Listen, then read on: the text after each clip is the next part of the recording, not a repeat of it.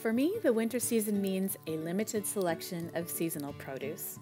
Squash is everywhere during the cold months, so I'm determined to make the most of it. Now I like to peel it, cube it, and roast it in the oven. Before baking it, I toss it in some olive oil and salt and pepper first, and then I bake it at 400 degrees for 20 to 25 minutes, and then it's ready. You can try this and make my roasted squash and spinach salad if you want. I put the recipe in the description. Have you ever tried squash in a salad before?